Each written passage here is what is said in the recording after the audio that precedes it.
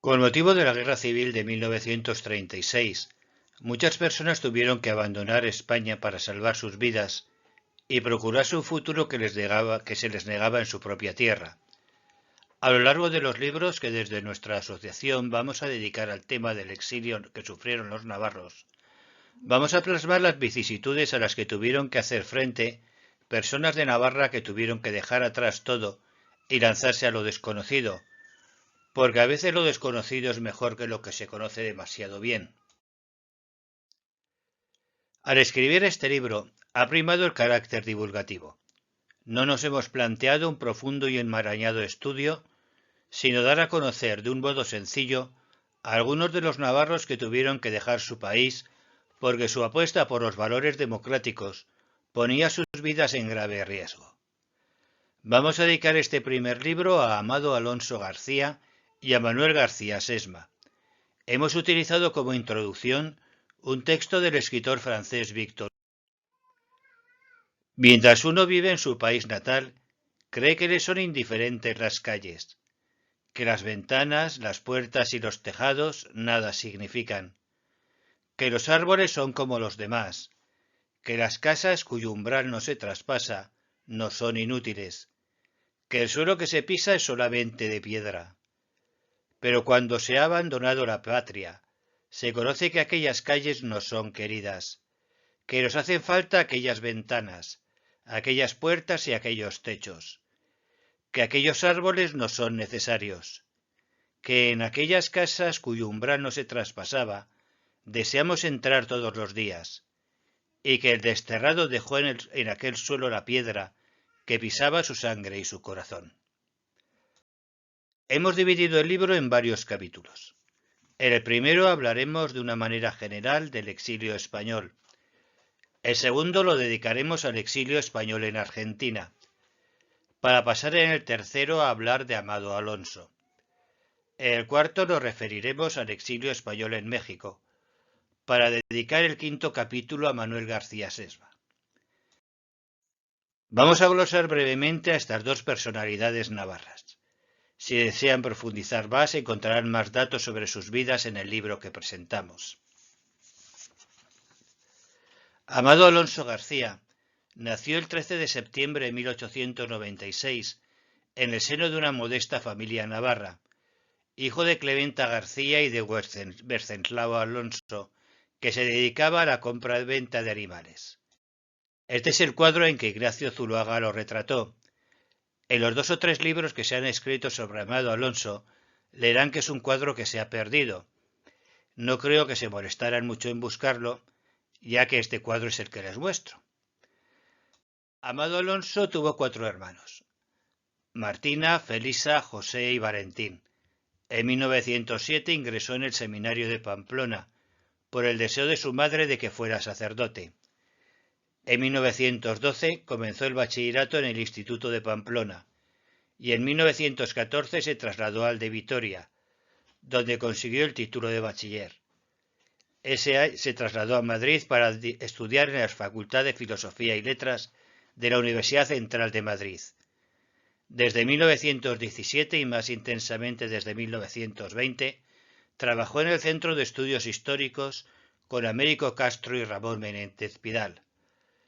En el centro profundizó en los estudios de fonética de la mano del profesor Navarro Tomás, preparación que continuó en la Universidad de Hamburgo de 1922 a 1924, compaginándola con su trabajo como lector de español. Posteriormente estuvo durante un breve periodo en España. Fue profesor del Centro de Estudios Históricos, así como de la Institución Libre de Enseñanza. En ese periodo publicó sus primeros estudios en un área de conocimiento que le apasionaría: la poética y la crítica literaria. En 1927 presentó su tesis doctoral, Estructura de las sonatas de Valle-Inclán, en la Universidad Central de Madrid, que sería publicada al año siguiente en la revista Verbum y posteriormente recogida con pocas variaciones en su libro Materia y forma en poesía. En 1927 se trasladó a Argentina y se hizo cargo como director del Instituto de Filología de la Facultad de Filosofía y Letras de la Universidad de Buenos Aires, a propuesta de Menéndez Pidal. En 1928 se casó en Londres con Joan Evans, con quien tuvo 4 hijos. La vida de Amado Alonso es inseparable de Argentina, y en concreto del Instituto de Filología de Buenos Aires, al frente del cual permaneció casi 20 años, hasta que en 1946 el gobierno del general Perón lo encarceló, le expulsó de su cargo y tuvo que exiliarse a los Estados Unidos. Este Instituto de Filología, llamado en la actualidad Instituto de Filología y Literaturas Hispánicas Dr. Amado Alonso, se fundó en junio del 23 y fue creado por la Facultad de Filosofía y Letras de la Universidad de Buenos Aires, siendo Amado Alonso su 5º director. Desde el primer momento, Amado Alonso se entusiasmó con las posibilidades que ofrecía Hispanoamérica y fruto de ello publicó en 1930 Problemas de dialectología hispanoamericana, 9 estudios contemporáneos, y en el año 1935 publicó El español de América. Esa misma preocupación se mantiene en la publicación del ensayo titulado Castellano-Español, Idioma Nacional, Historia Espiritual de 3 nombres, y anteriormente en colaboración con Pedro Enríquez Ureña, La Gramática Española, obra de gran trascendencia y reconocimiento a ambos lados del océano. También destaca en el campo de la poética, en el que publicó, además de su mencionada tesis doctoral, uno de los libros más importantes de crítica literaria del hispanismo, el titulado Poesía y estilo de Pablo Neruda, interpretación de una poesía hermética, y su ensayo sobre la novela histórica, el modernismo y la gloria de don Ramiro, entre otros trabajos. Su aportación a los estudios de estilística, no sólo desde el punto de vista teórico, sino y fundamentalmente desde la crítica, ha supuesto una renovación en el concepto de estos estudios y un puente de encuentro entre la estilística de la lengua y la estilística del habla. En el estudio de Filología de Buenos Aires se formó un gran grupo de colaboradores, toda una escuela, con ese equipo de investigadores y con la extraordinaria capacidad de trabajo de Amado Alonso, se fueron publicando obras fundamentales. Se continúa con los números correspondientes al boletín y a los cuadernos. Se planea la creación de la Biblioteca de Dialectología Hispanoamericana, creada en 1930. Al año siguiente aparece el primer tomo de la colección de estudios indigenistas. En 1932 se publica el primer tomo de la colección de estudios estilísticos. También se crea la Biblia medieval romanceada y se hacen traducciones de importantes obras de estilística. En el instituto se leían las últimas producciones españolas e hispanoamericanas y los originales o las traducciones de los especialistas extranjeros más significativos. Amado Alonso emprendió la edición del curso de Lingüística General de Saussure, que prologó y tradujo. En este plan de acercar al lector hispánico un conjunto de obras fundamentales, incluyó su propia versión de Lenguaje y la vida, de Charles Vallee, Filosofía del lenguaje, de Bosler, en colaboración con Raimundo Lida, y una colección dedicada a obras sobre poética en la editorial Losada.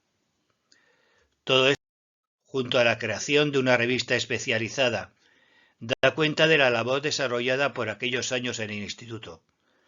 Es en el año 1939, al terminar la Guerra Civil Española, cuando Amado Alonso funda en Buenos Aires la Revista de Filología Hispánica, con la colaboración del Instituto Hispánico de Estados Unidos.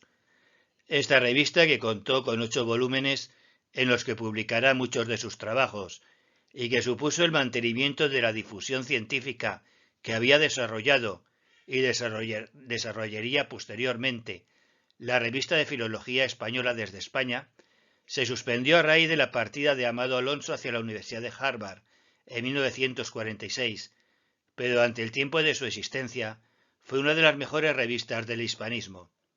Después de su salida de Buenos Aires, se van también muchos de sus colaboradores y discípulos, y en 1947 Raimundo Lida, que es acogido en el Colegio de México, inicia la publicación de la nueva revista de Filología Hispánica, con el mismo espíritu que la anterior, y con Amado Alonso como director y colaborador principal.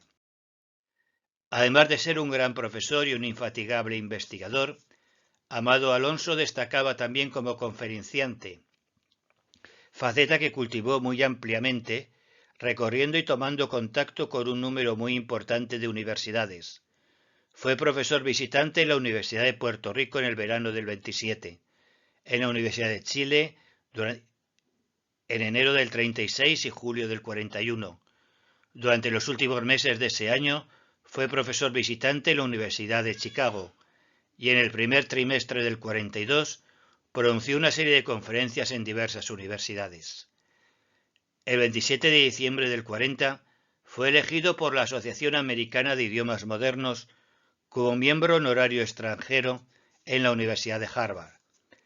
En el año 41, Amado Alonso recibió el grado de doctor honoris causa en Humanidades por la Universidad de Chicago, y al año siguiente la Sociedad Filosófica Americana de Filadelfia le eligió miembro de su corporación. En el 49 era profesor visitante en la Universidad de Yale.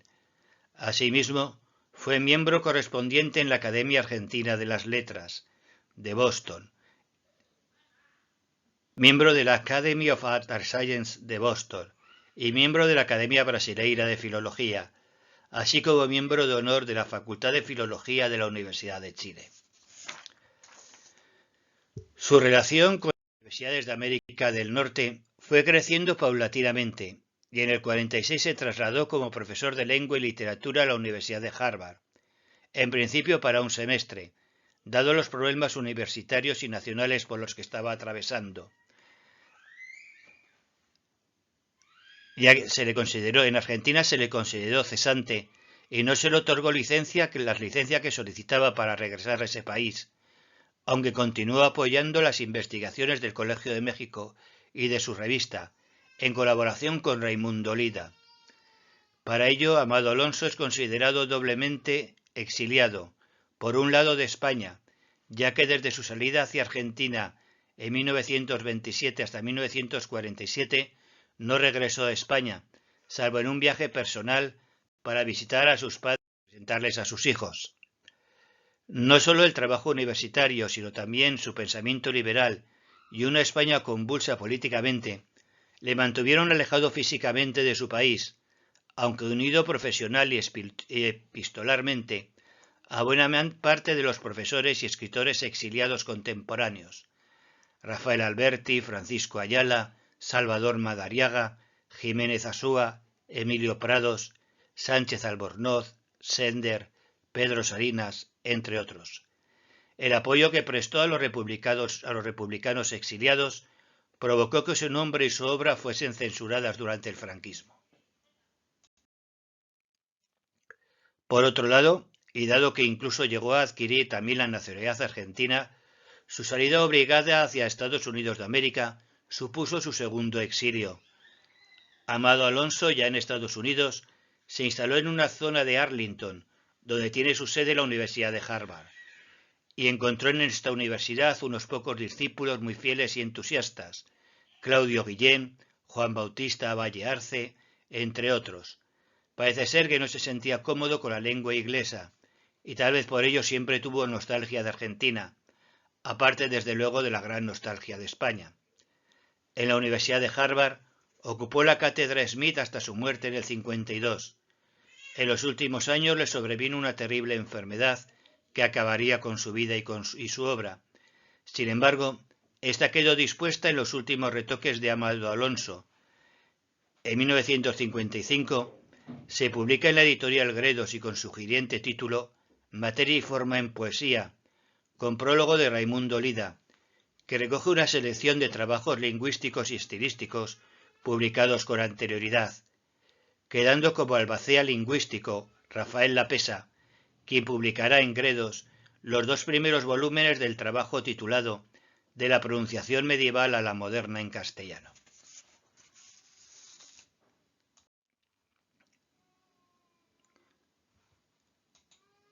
En cuanto a Manuel García Sesma, Indicaremos que nació en Fitero el 10 de enero de 1902. Sus padres fueron Elías García y Juliana Sesma. Trabajó como botones del balneario donde trabajaba su padre como pocero y pasó la mayor parte del tiempo leyendo las novelas de la biblioteca. Tenía gran afición al estudio, pero sus padres carecían de recursos para costearle una carrera. Entonces obtuvo una beca para seguirla de sacerdote en el seminario de Tudela.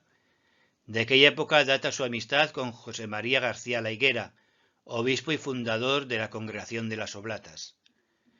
Sintió algún tiempo vocación de sacerdote, pero sus lecturas particulares, la efervescencia liberal de Tudela y la agitación obrera en las principales ciudades de España empezaron a formar en él una conciencia progresista, cada vez más alejada de la mentalidad predominante entre el clero navarro, por lo que antes de ordenarse abandonó el seminario.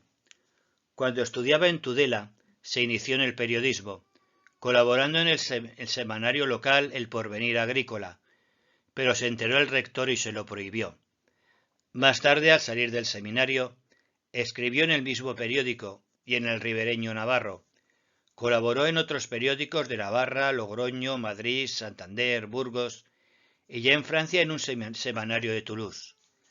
En 1922 dirigió la revista gráfica Fitero. Al dejar el seminario, impartió clases de latín durante el curso 1924-25 en un colegio de Tarazona. Allí estaría poco tiempo, ya que al año siguiente le tocó cumplir el servicio militar, lo que hizo en Logroño. Cuando lo concluyó, se trasladó a Madrid, donde se colocó como profesor en un colegio de segunda enseñanza y trabajó en otros 2 colegios. Entretanto, hizo por libre el bachillerato y la carrera de magisterio. En octubre de 1934 ingresó en la Facultad de Filosofía y Letras de la Universidad Central de Madrid. Su propósito era licenciarse y doctorarse en Filología Clásica, pero el estallido de la Guerra Civil se lo impidió. El periodo de 1927 al 36 fue de una gran efervescencia política, sobre todo en Madrid, y García Sesma no fue ajeno a ella. Escribió por entonces un libro titulado La tesis republicana en las constituyentes del 69, que le prologó Niceto Alcalá Zamora. Tras proclamarse la Segunda República, fue vocal de la Junta Directiva del Ateneo de Madrid, bajo la presidencia de Fernando de los Ríos, y continuó su colaboración periodística. Durante la Guerra Civil, formó parte del Ejército de la República. Tomó parte en la defensa de Madrid, en la ofensiva contra Teruel, en la defensa de Lérida, en la campaña del Ebro y en la defensa de Cataluña. Cuando concluyó la Guerra Civil, se exilió a Francia, donde permanecerá de 1939 a 1947. Dirá: atravesé la frontera con los restos de nuestro grupo artillero por Portbou el 9 de febrero de 1939 y permanecí en el país vecino hasta el 23 de julio de 1947, es decir, 8 años y medio. Pasé por 4 campos de concentración: Saint-Cyprien, Pirineos Orientales, Gour, Pirineos Atlánticos, Argel-sur-Mer, Pirineos Orientales y el Lager Franco de Hennebonne. Estuve enrolado forzosamente en 2 compañías o grupos de trabajadores extranjeros al servicio de los franceses. Por añadidura, hubo después de trabajar forzosamente al servicio de los alemanes, en Lorient, Bernier y en Saint-Cyr-Hambourg. Hice, o mejor dicho, me obligaron a hacer de todo, desde cargador a picapedrero. Me fugué 2 veces de los campos nazis en Francia. Tenemos la serie de campos de concentración que hubo en Francia. Y este es el primer campo que hemos citado, el de Saint-Cyprien. Respecto al primero de los campos de concentración,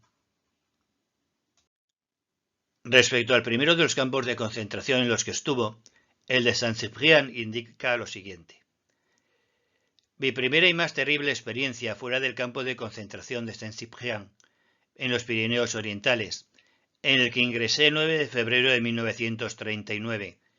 Era una enorme franja de playa del Mediterráneo, acotada por alambradas y guardada por soldados senegaleses, armados de fusiles y ametralladoras. Allí se amontonó al aire libre en los primeros momentos una multitud inmensa de refugiados, de 90 a 100.000, sin una barraca ni tienda de campaña.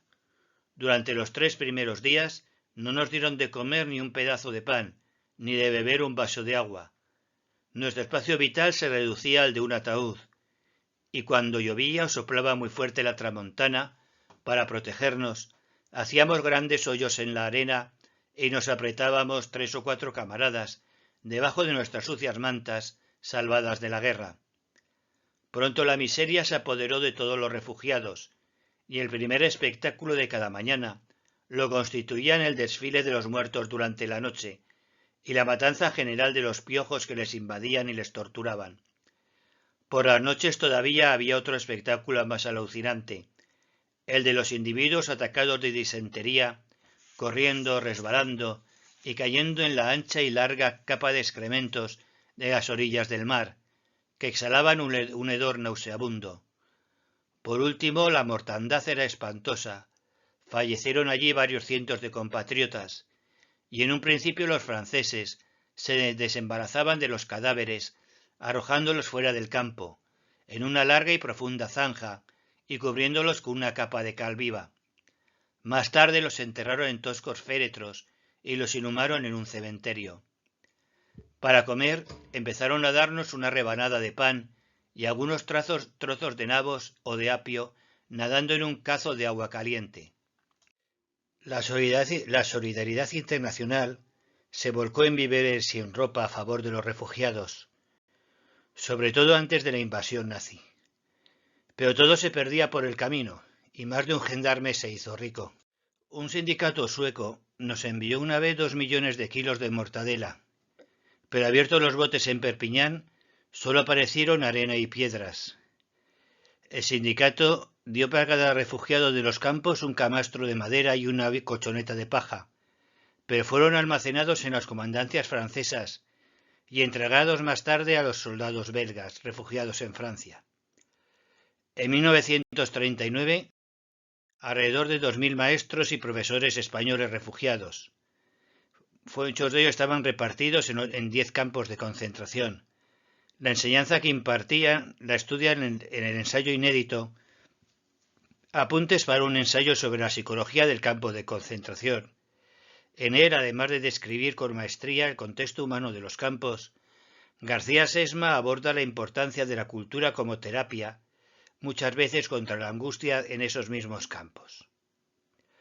Los siguientes campos de concentración a los que fue enviado fueron el de Gurs, en los Pirineos Atlánticos, y el de Argelès-sur-Mer, en los Pirineos Orientales.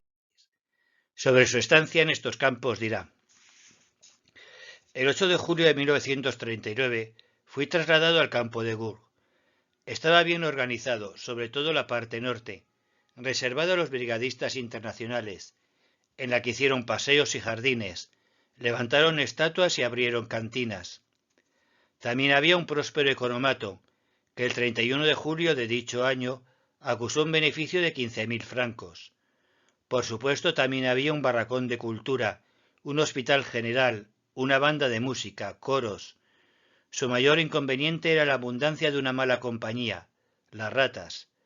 Permanecí en ese campo hasta enero de 1940, en que salí enrolado en la 184 Compañía de Trabajadores para trabajar en el departamento del Maine y de Loire.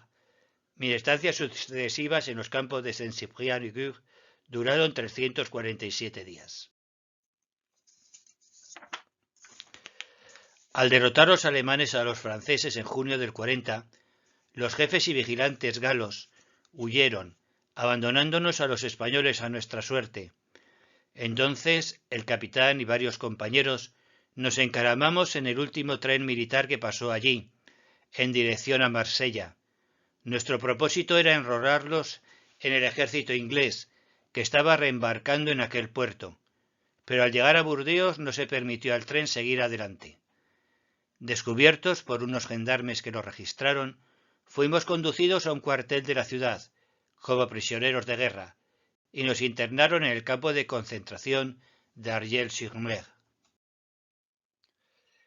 Allí estuve 121 días, hasta que salí al departamento del Ardèche enrolado en el 160 Grupo de Trabajadores Españoles. De enero a junio de 1940 formó parte de la 184 Compañía de Trabajadores Españoles. La compañía se componía de 250 compatriotas, encuadrados en 10 secciones. Trabajábamos en la construcción de una vía férrea. Nuestro trabajo era duro, sobre todo el de transportar a mano y a 100 metros de distancia raíles helados que pesaban 0,7 toneladas y traviesas de 80 kilos. Construimos 19 kilómetros de vía, colocando 2.300 raíles, 24.000 traviesas, 48 cojinetes, 96.000 tirafondos, etc., en unas condiciones completamente inhumanas. Ir y volver al Tajo a pie, comida insuficiente y mala, alojamiento miserable, pues no tuvimos barracones. Ya hasta la Mot Bourbon, hasta el mes de mayo. En cuanto al pago, no nos dieron ni un céntimo en los 2 primeros meses. Y por fin, cuando ya habíamos hecho 6 kilómetros de vía, me dieron a mí 10 francos, a otros 15, a otros 5 y a algunos nada. Entretanto, los obreros franceses y argelinos que trabajaban con nosotros ganaban 55 francos diarios y los capataces 500. Sin embargo, la empresa también tenía asignados a los españoles sueldos de 6 francos la hora, pero el capitán francés de la compañía se quedaba tranquilamente el dinero. Del 24 de octubre del 40 hacia la mitad de abril del 43, estuvo preso en el 160 Grupo de Trabajadores Extranjeros. Se formó en el campo de concentración de Argel-sur-Mer en noviembre de 1940. El trabajo consistió en cortar árboles y hacer carbón vegetal. El comandante en jefe de ese grupo de trabajadores era un ex capitán de la Legión extranjera francesa. Sus abusos dieron lugar a que lo denunciara al fiscal de la República del departamento. Me enviaron preso a Saley por 9 días y me condenaron a continuación a picar piedra en el camino de Manaval. Allí pasé un invierno terrible, pues ese camino estaba en la montaña y hacía tal frío que tenía que ponerme 2 pantalones y 2 chaquetas a la vez. Por otra parte, la alimentación era entonces escasa y mala.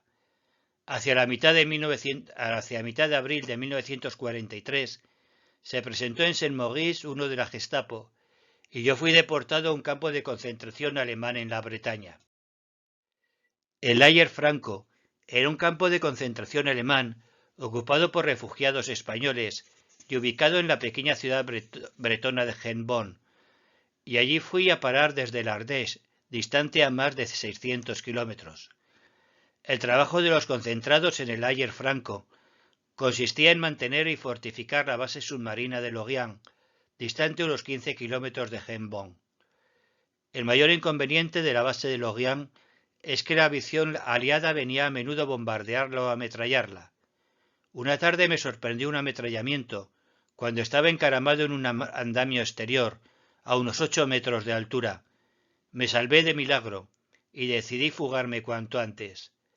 Me escapé el 26 de julio de 1943, aprovechando la fiesta de Santa Ana. Abandonó Bretaña y pasó a Normandía. Se dirigió a Bernay, a 320 kilómetros de Hennebonne.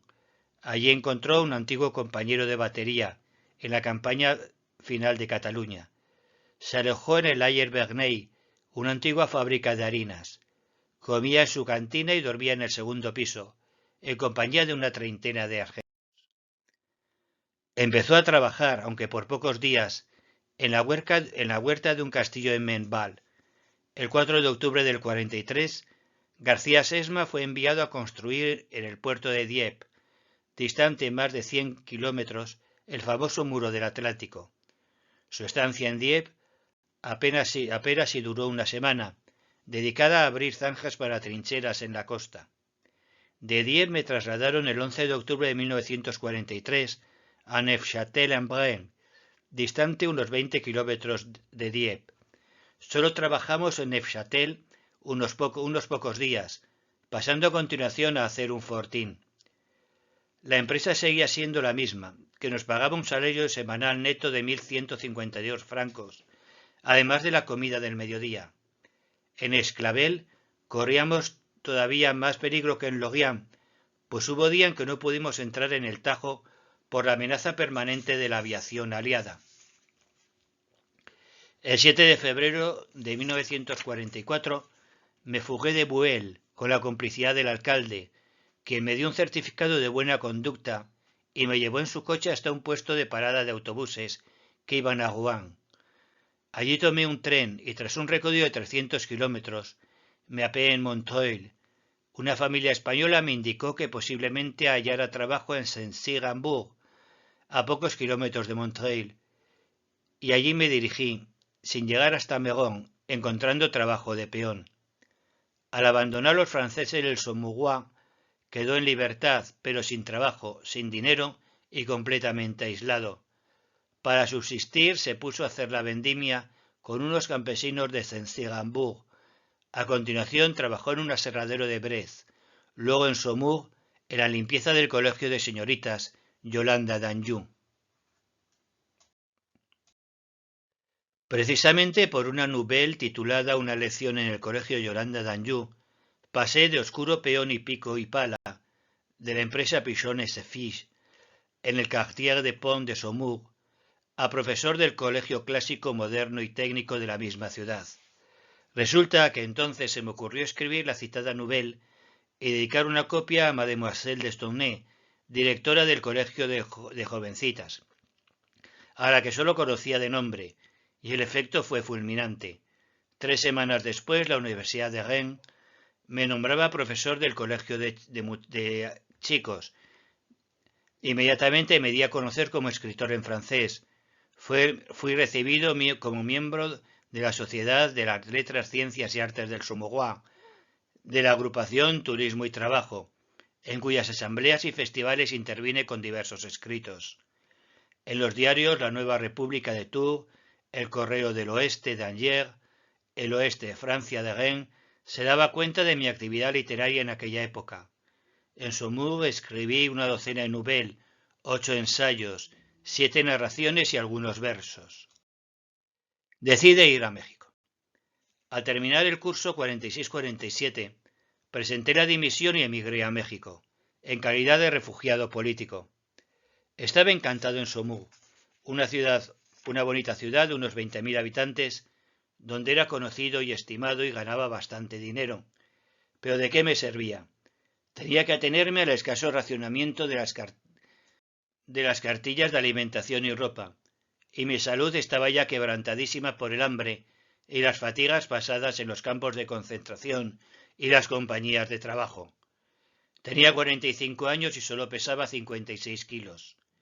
Un día, estando en el colegio, sufrí un síncope, perdiendo el sentido durante media hora. En vista de ello decidí abandonar Europa. Una de las más grandes alegrías de mi vida fue comer pan blanco al cabo de una década de abstinencia en el avión de Air France que tomé en Orly el 23 de julio del 47. Después de una corta estancia en Nueva York, llegué a la capital de México el 1 de agosto de 1947 y dejé definitivamente aquel país el 30 de junio de 1973, de modo que viví en aquella república 26 años menos un mes. Di clases en los principales colegios de la capital, el citado Colegio Franco-Español, el Colegio Franco-Inglés, la Universidad Motolinía, el Colegio Madrid, etc.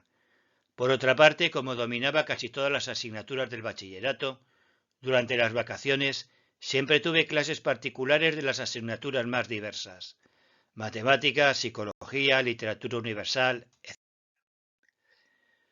Además de su labor docente, ofreció recitales poéticos, dictó conferencias e intervino en programas radiofónicos. Regresó definitivamente a España el 1 de julio de 1973 e ingresó en la residencia San Raimundo de Fitero el 1 de agosto siguiente. Desde entonces se dedicó a la investigación y a publicar libros sobre Fitero. la Iglesia Cisterciense de Fitero y estudios fiteranos, leyendas fiteranas, mugas del siglo XIX, San Raimundo de Fitero. Falleció en Fitero el 15 de marzo de 1991. Esperamos que este libro les sirva para conocer las vicisitudes personales de estos navarros y de tantos españoles a los que la violencia arrancó de sus hogares y nos anime a trabajar para que estas circunstancias no se vuelvan a producir. Muchas gracias.